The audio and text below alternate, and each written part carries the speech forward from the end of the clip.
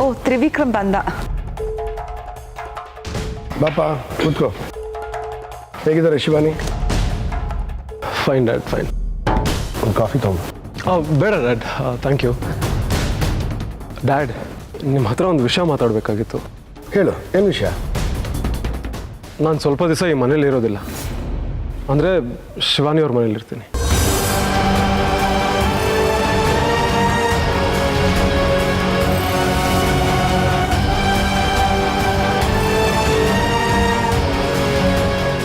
So ಅದನ್ನೇ inform ಮಾಡೋಣ ಅಂತ ಬಂದೆ.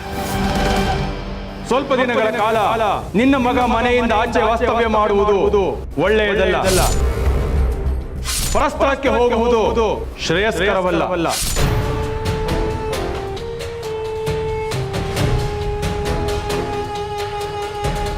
ಶಿವಾನಿ ಮನೆಲ್ಲ ಯಾಕೆ?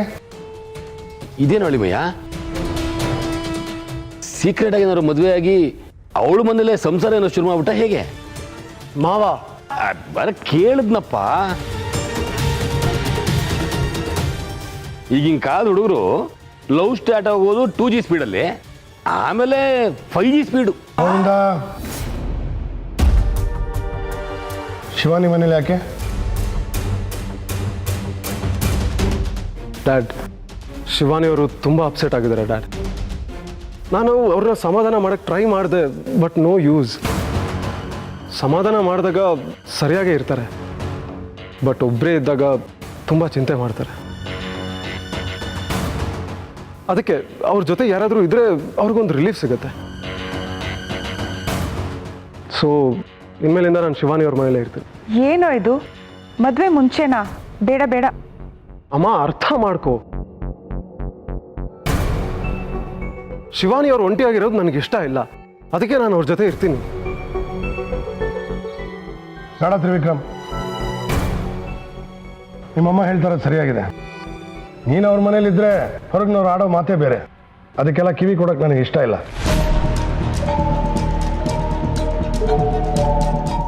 ವಾಟ್ ಡ್ಯಾಡ್, ಯಾರ್ಯಾರೋ ಮಾತಾಡ್ತಾರೆ ಅಂತ ನಾವ್ಯಾಕೆ ತಲೆ ಕೆಡಿಸ್ಕೋಬೇಕು? ಇಷ್ಟಕ್ಕೂ ಶಿವಾನಿ ಅವ್ರನ್ನ ಮದುವೆ ಆಗ್ತಿರೋ ನಾನು. ಸೊ ಇಟ್ಸ್ ಸಿಂಪಲ್ ಅಷ್ಟೇ. ನಿನಗಿದು ಸಿಂಪಲ್ ಇರ್ಬೋದು ತ್ರಿವಿಕ್ರಮ್, ಆದರೆ ಇದರ ಆಫ್ಟರ್ ಎಫೆಕ್ಟ್ಸ್ ನಿನಗೆ ಅರ್ಥ ಆಗ್ತಾ ಇಲ್ಲ. ನೀವಿಬ್ಬರು ಮದುವೆ ಆಗ್ತಾ ಇದ್ದೀರಾ ಅನ್ನೋದು ನಮ್ಮ ಫ್ಯಾಮಿಲಿಗೆ ಗೊತ್ತು, ಅವಳಿಗೆ ಗೊತ್ತು, ಬೇರೆ ಯಾರಿಗೂ ಗೊತ್ತಿಲ್ಲ. ಅಟ್ಲೀಸ್ಟ್ ನಿಮ್ಗೆ ಎಂಗೇಜ್ಮೆಂಟ್ ಆದರೂ ಆಗಿದ್ರೆ ಅವರಿಬ್ಬರು ರಿಂಗ್ ಬದಲಾಯಿಸ್ಕೊಂಡಿದ್ದಾರೆ, ನಾಳೆ ಮದುವೆ ಆಗ್ತಾರೆ ಅಂತನಾದರೂ ಹೇಳ್ಬೋದಾಗಿತ್ತು. ಜನ ಕೇಳೋ ಪ್ರಶ್ನೆಗಳಿಗೆ ನಮ್ಮ ಹತ್ರ ಉತ್ತರ ಇರಲ್ಲ.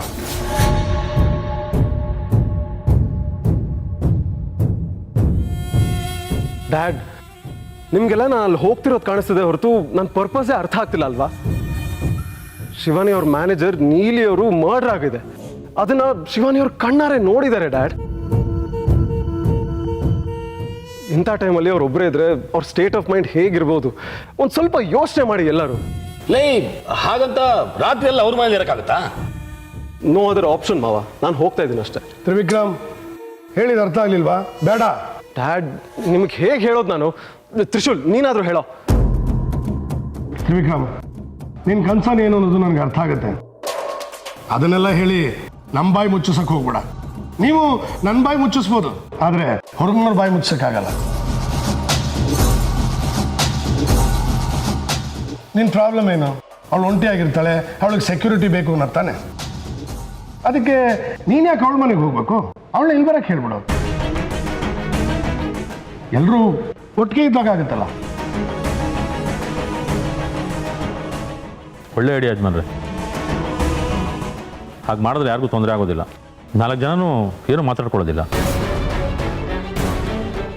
ನಿನಗೆ ಓಕೆನಾ? ಓಕೆ ಡ್ಯಾಡ್, ಇವಾಗಲೇ ಶಿವಾನಿ ಅವ್ರಿಗೆ ಫೋನ್ ಮಾಡ್ತೀನಿ.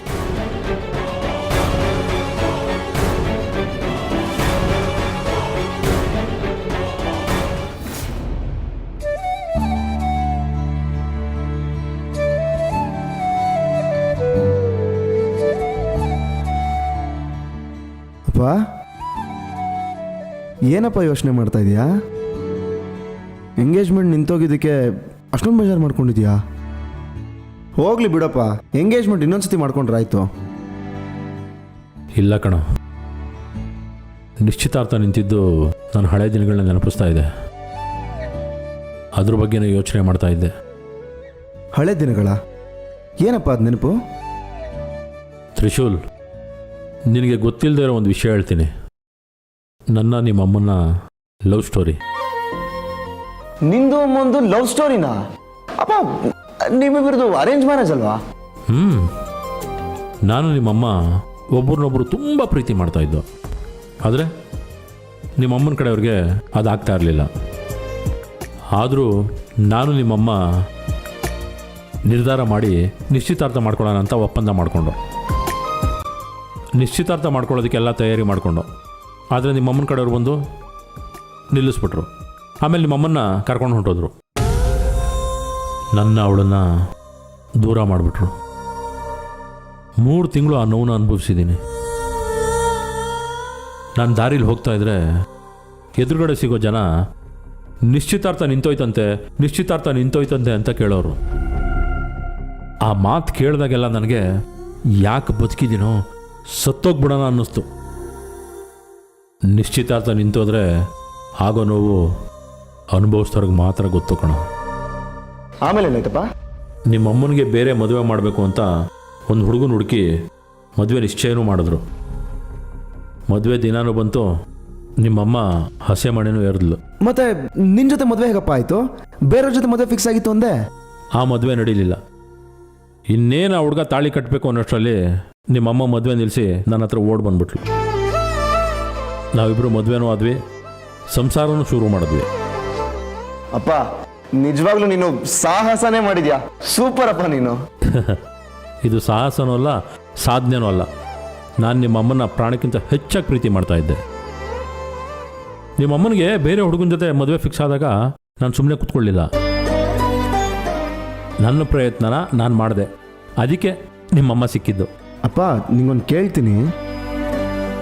ಅಮ್ಮಂಗೆ ಬೇರೆಯವ್ರ ಜೊತೆ ಮದುವೆ ಫಿಕ್ಸ್ ಆದ್ಮೇಲೂ ಅಮ್ಮ ನಿಂಗೆ ಸಿಗ್ತಾರೆ ಅಂತ ಕಾನ್ಫಿಡೆನ್ಸ್ ಇತ್ತೇನಪ್ಪ? ತ್ರಿಶೂಲ್, ನಿನಗೊಂದು ವಿಷಯ ಹೇಳ.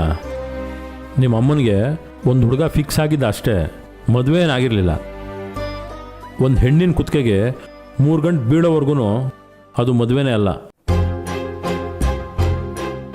2ನೇ ಗಂಟೆ ಬೀಳೋವಾಗ್ಲೂ ನಿಮ್ಮಮ್ಮನ ಮನಸ್ಸು ಬದಲಾಗ್ಬೋದು, ಮದುವೆ ಬೇಡ ಅಂತ ಹೇಳ್ಬೋದು ಅಂತ ನಾನು ಕಾಯ್ತಾ ಇದ್ದೆ. ನಾನು ಅಂದ್ಕೊಂಡಂಗೆ ಆಯಿತು. ನಿಮ್ಮಮ್ಮ ಎಲ್ಲರನ್ನೂ ಬಿಟ್ಟು ನನ್ನ ಜೊತೆ ಬಂದಳು. ಹಂಗಂದ್ರೆ 3 ಗಂಟೆ ಬೀಳೋವಾಗ್ಲೂ ಹುಡುಗಿರ ಮನಸ್ಸು ಚೇಂಜ್ ಆಗ್ಬೋದಾ? ಅಲ್ಲಪ್ಪ, ಮನ್ಸು ಚೇಂಜ್ ಆಯ್ತು ಅಂತ ಆ ಹುಡುಗನ್ ಬಿಟ್ಟು ಬಂದ್ರೆ ತಪ್ಪಾಗೋದಿಲ್ವಾ? ಅದೇಗೋ ತಪ್ಪಾಗುತ್ತೆ. ನಿಜವಾದ ಪ್ರೀತಿ ಒಂದಾಗುತ್ತೆ. ಯಾರ ಪ್ರೀತಿ ಯಾರಿಗೆ ಸಿಗಬೇಕೋ ಅವ್ರಿಗೆ ಸಿಕ್ಕೇ ಸಿಗುತ್ತೆ. ಪ್ರಾಮಾಣಿಕವಾಗಿ ಪ್ರಯತ್ನ ಪಟ್ಟರೆ ಫಲ ಸಿಕ್ಕೇ ಸಿಗುತ್ತೆ. ನಿಜವಾದ ಪ್ರೀತಿಗೆ ಸೋಲೇ ಇಲ್ಲ. ನಾವು ಸುಮ್ಮನೆ ಕೂರಬಾರ್ದು, ನಮ್ಮ ಪ್ರೀತಿನ ಗಟ್ಟಿ ಮಾಡ್ಕೋಬೇಕು.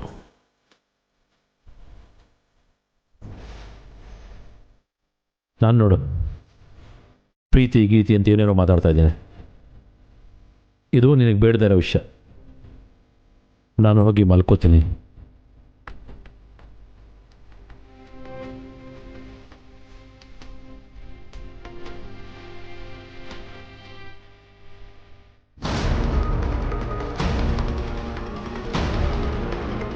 ನೀಲಿನ ಕೊಂದೋರು ಯಾರು ಅಂತ ನಾನು ಕಂಡು ಹಿಡಿತೀನಿ. ಅವಳು ನನಗೆ ಹೇಳೋಕ್ಕೆ ಪ್ರಯತ್ನ ಪಟ್ಟಿದ್ದ ಸತ್ಯ ಏನು ಅಂತ ನಾನು ತಿಳ್ಕೋತೀನಿ. ಅವಳು ಸತ್ತ ಜಾಗಕ್ಕೆ ಹೋದರೆ ಆ ದುಷ್ಟರ ಬಗ್ಗೆ ನನಗೆ ಸುಳಿವು ಸಿಗುತ್ತೆ. ಆಗ ಅವ್ರ ಮೇಲೆ ಪ್ರತೀಕಾರ ತೀರಿಸ್ಕೊಂಡು ನೀಲಿ ಸಾವಿಗೆ ನ್ಯಾಯ ಕೊಡಿಸ್ಬೋದು. ಶಿವಾನಿ, ನಿಲ್ಲು.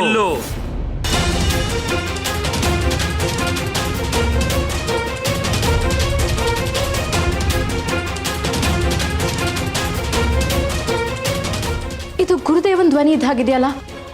ಗುರುದೇವ. ಶಿವಾನಿ, ನೀನು ತಪ್ಪು ಮಾಡುತ್ತಿದ್ದೀಯ. ನಿನ್ನ ಪ್ರಯಾಣವನ್ನು ಇಲ್ಲಿಗೆ ನಿಲ್ಲಿಸು. ನೀನು ಯಾವುದೇ ಕಾರಣಕ್ಕೂ ಆ ಸ್ಥಳಕ್ಕೆ ಹೋಗುವಂತಿಲ್ಲ ಶಿವಾನಿ. ಗುರುದೇವ, ಏಕೆ ಹೀಗೆ ಮಾತನಾಡುತ್ತಿದ್ದೀರಾ? ನಾನು ನೀಲಿಯನ್ನು ಕೊಂದವರ ಸುಳಿವು ಹುಡುಕಿ ಹೊರಟಿದ್ದೇನೆ. ನೀಲಿಯ ಪ್ರಾಣ ತ್ಯಾಗದ ಋಣ ನನ್ನ ಮೇಲಿದೆ. ನಾನು ಅದನ್ನು ತೀರಿಸಲೇಬೇಕು. ನೀನು ಅಲ್ಲಿ ಹೋದರೆ ಅವರ ಸುಳಿವು ನಿನಗೆ ಸಿಗುವುದಕ್ಕಿಂತ ನಿನ್ನ ಸುಳಿವು ಅವರಿಗೆ ಸಿಗುವ ಸಾಧ್ಯತೆಗಳೇ ಹೆಚ್ಚು. ಇಲ್ಲ ಗುರುದೇವ, ನನಗೆ ಏನೂ ಆಗುವುದಿಲ್ಲ. ನಾನು ಆ ಸ್ಥಳಕ್ಕೆ ಹೋಗುವ ವಿಷಯವನ್ನು ಯಾರ ಬಳಿಯೂ ಚರ್ಚಿಸಿಲ್ಲ. ಯಾರಿಗೂ ನನ್ನ ಸುಳಿವು ಸಿಗುವುದಿಲ್ಲ. ಬೇಡ ಶಿವಾನಿ, ಕೋಪದ ಕೈಗೆ ದುಡುಕಿ ಬುದ್ಧಿಯನ್ನು ಕೊಡಬೇಡ.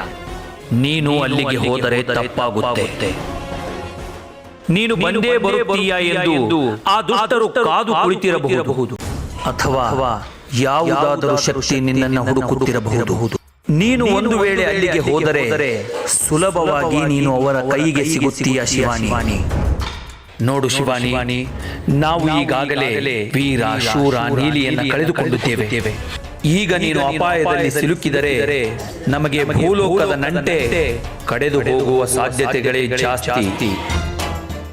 ನೀನು ಆದಿಶೇಷನನ್ನು ಸೇರಲು ನಾಗಮಣಿಯನ್ನು ಹುಡುಕಲು ಕಷ್ಟವಾಗುತ್ತದೆ.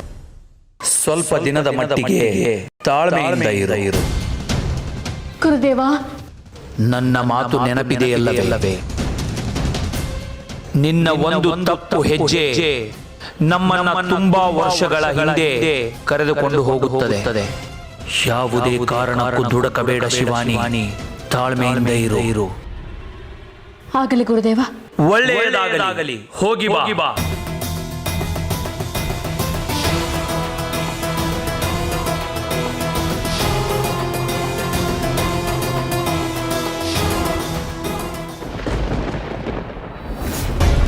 ಮಹಾಮಾಯಿ, ರದ್ದಾದ ನಿಶ್ಚಿತಾರ್ಥ ನೀಡುತ್ತಿರುವ ಸಂದೇಶವಾದರೂ ಏನು? ನಮ್ಮ ಪ್ರಯತ್ನಗಳು ಸೋಲುತ್ತಿದೆಯಾ? ಆ ಇಚ್ಛಾಧಾರಿ ನಾಗಿನಿ ಆ ನಿಶ್ಚಿತಾರ್ಥವನ್ನು ವಿರೋಧಿಸಿದ್ದರಿಂದ ಎಲ್ಲ ಹಾಳಾಯ್ತಲ್ಲ ಮಹಾಮಾಯಿ. ಮುಂದೇನು ಮಾಡುವುದು? ನಿಶ್ಚಿತಾರ್ಥ ರದ್ದಾಗಿದ್ರ ಬಗ್ಗೆ ನನಗೆ ಯೋಚನೆ ಇಲ್ಲ. ನನ್ನ ಚಿಂತೆಯೇ ಬೇರೆ ಚಿಂತೆಯಾ? ಯಾವುದು ಮಹಾಮಾಯಿ? ಆ ನಾಗಿನ ಭೂಲೋಕಕ್ಕೆ ಬಂದಿರುವುದು ನಾಗಮಣಿಯನ್ನು ಕದ್ದುಕೊಂಡು ಬಂದವರ ಮೇಲೆ ಸೇಡು ತೀರಿಸಿಕೊಂಡು ನಾಗಮಣಿಯನ್ನು ಪಡೆದುಕೊಂಡು ಮತ್ತೆ ನಾಗಲೋಕಕ್ಕೆ ಕೊಂಡೊಯ್ಯುವುದು ಅಂತ ನಾನು ತಿಳಿದಿದ್ದೆ. ಆದ್ರೆ ಅದು ತಪ್ಪು. ನಾಗಗಳ ಗುರಿ ನಾಗಮಣಿಯೇ ತಾನೆ? ಹಾಗಂದುಕೊಂಡೇ ನಾನು ತಪ್ಪು ಮಾಡಿದೆ. ನಾಗಮಣಿಯನ್ನು ಪಡೆಯುವ ಉದ್ದೇಶ ಅವಳದಾಗಿದ್ರೆ ಶಾಂಬಶಿವ ಅವಳ ಕೈಗೆ ಸಿಕ್ಕಾಗ್ಲೇ ನಾಗಮಣಿ ಕದ್ದವರ ಜಾಡು ಹಿಡಿದು ಅವ್ರ ಮೇಲೆ ಸೇಡು ತೀರಿಸಿಕೊಳ್ಳಬಹುದಿತ್ತು. ಆದ್ರೆ ಅವಳು ಹಾಗೆ ಮಾಡಲಿಲ್ಲ. ತನ್ನ ಶತ್ರುಗಳನ್ನು ಹುಡುಕುವುದು ಬಿಟ್ಟು ಇನ್ಯಾವುದೋ ಕಾರ್ಯ ಸಾಧನೆಗಾಗಿ ಕಾದುಕೊಳ್ಳುತ್ತಿದ್ದಾಳೆ. ನನಗೊಂದು ಅರ್ಥವಾಗುತ್ತಿಲ್ಲ ಮಹಾಮಾಯಿ. ನನ್ನನ್ನು ಅದೇ ಗೊಂದಲ ಕಾಡುತ್ತಿದೆ ಗರುಡ. ಅದು ಅವಳ ಉದ್ದೇಶ ಏನನ್ನುವುದನ್ನು ತಿಳಿದುಕೊಳ್ಬೇಕು. ನಾಗಲೋಕದಿಂದ ಬಂದವಳು ಒಬ್ಬಳೇ ಅಂದುಕೊಂಡಿದ್ದೆ, ಆದರೆ ಅವಳ ರೂಪದಲ್ಲಿ ಇನ್ನೊಬ್ಬಳು ಎದುರಾದಳು. ಇನ್ನೆಷ್ಟು ನಾಗಗಳು ಭೂಲೋಕಕ್ಕೆ ಬಂದಿರಬಹುದು ಮಹಾಮಾಯಿ? ಅವಳು ಒಬ್ಬಳೇ ಬಂದಿಲ್ಲ ನಿಜ. ಅವಳ ಜೊತೆಯಲ್ಲಿ 3 ನಾಗಗಳು ಬಂದಿದ್ದವು. ಈಗ ಆ 3 ನಾಗಗಳು ತಮ್ಮ ಉಸಿರು ನಿಲ್ಲಿಸಿವೆ. ಶಿವಾನಿ ಈಗ ಒಬ್ಬಂಟಿ. ತನ್ನವರನ್ನು ಕಳೆದುಕೊಳ್ಳುತ್ತಿದ್ದರು ನಾಗಿನಿ ಏಕೆ ತನ್ನ ಸೇಡಿನ ಬಗ್ಗೆ ಯೋಚಿಸುತ್ತಿಲ್ಲ? ಅವಳಿಗೆ ತನ್ನ ಸೇಡಿನ ಅರಿವು ಇದೆ, ನಾಗಮಣಿಯ ಅವಶ್ಯಕತೆಯೂ ಇದೆ. ಆದ್ರೆ ಇವೆರಡನ್ನು ಮೀರಿ ಬೇರೆ ಏನೋ ಉದ್ದೇಶವಿದೆ. ಅವಳ ಉದ್ದೇಶ ಸಿದ್ಧಿಸಿದ ಮೇಲೆ ಅವಳ ಪಯಣ ನಾಗಮಣಿಯತ್ತ ಸಾಗುತ್ತೆ. ಅದಕ್ಕಿಂತ ಮೊದಲು ಅವಳ ಉದ್ದೇಶ ಏನು ಅಂತ ನಾವು ತಿಳಿದುಕೊಳ್ಳಬೇಕು. ಗುರುಗಳು ನನ್ನ ತಡಿಬಾರ್ದಿತ್ತು. ನೀಲಿ ಸತ್ತ ಜಾಗಕ್ಕೆ ಹೋಗಿದ್ದಿದ್ರೆ ಯಾವುದಾದ್ರೂ ಸುಳಿವಾದ್ರೂ ಸಿಕ್ಕಿರೋದು ಆ ಪಾಪಿಗಳಿಗೆ ಶಿಕ್ಷೆ ಆಗೋ ಹಾಗೆ ಮಾಡ್ಬೋದಿತ್ತು. ನಾನು ಏನು ಮಾಡಲಿ? ನೀಲಿನ ಕೊಂದವ್ರು ಯಾರು ಅನ್ನೋದನ್ನ ನಾನು ಹೇಗೆ ತಿಳ್ಕೊಳ್ಳಿ? ಗುರುಗಳು ನನ್ನ ಕೈ ಕಟ್ ಹಾಕ್ಬಿಟ್ರು. ನೀಲಿನ ಕಳ್ಕೊಂಡು ನೋವು ತಿಂತಿದ್ದೆ. ಈಗ ಸಾವಗೆ ನ್ಯಾಯ ಕೊಡ್ಸೋಕ್ಕಾಗ್ದೆ ಸಾಯ್ಕಳಾಗ್ಬಿಟ್ಟೆ ನಾನು. ನಾನು ನಿಮ್ಮ ಜೊತೆ ಇರುವಾಗ ನೀವು ಅಸಹಾಯಕಿ ಅಲ್ಲ ಮೇಡಮ್.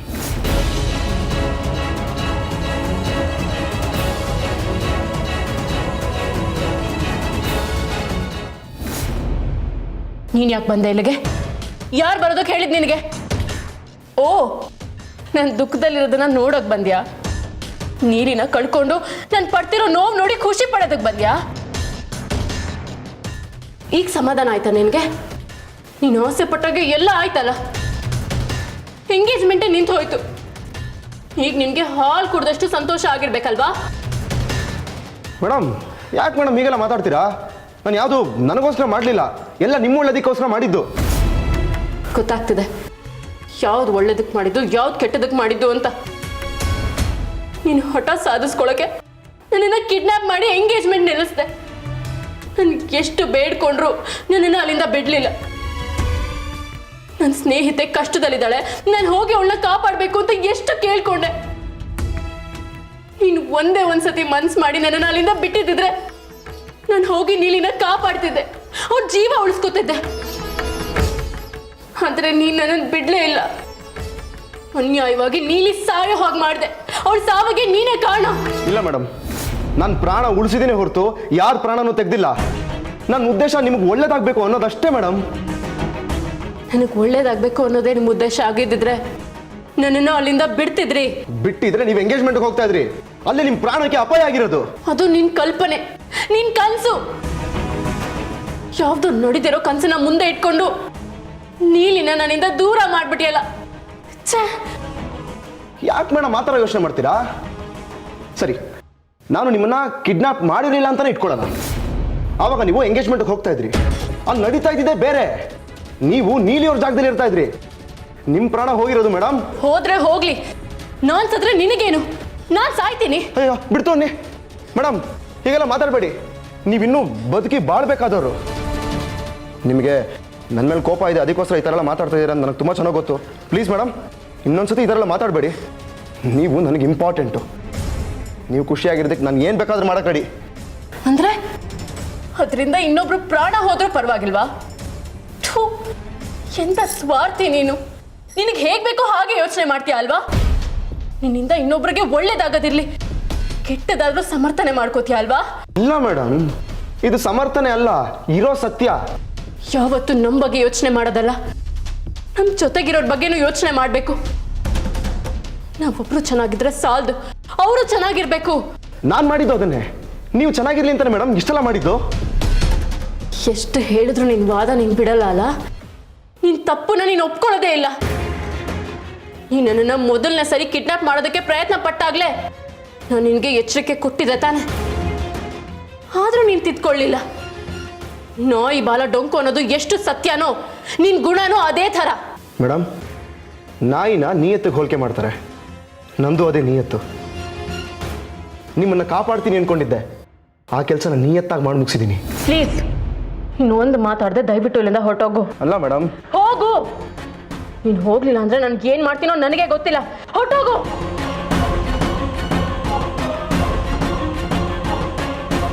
ಹೋಗಲ್ವಾ? ನೀನ್ ಕನ್ಸಲ್ಲಿ ನಡೆದಿದ್ದೇನಾ ನಾನೇ ಮಾಡ್ಕೋತೀನಿ. ನನ್ನ ಪ್ರಾಣನ ನಾನೇ ತೆಕ್ಕೋತೀನಿ. ಶಿವಾನಿ ಮೇಡಮ್,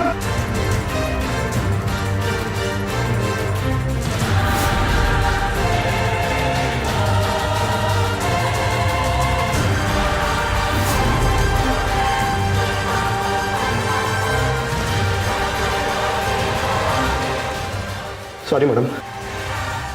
ಆವಾಗಲಿಂದ ನೀವು ಬದುಕಿ ಬಾಳ್ಬೇಕಾದ್ರು ಅಂತ ಹೇಳ್ತಾನೆ ಇದ್ದೀನಿ.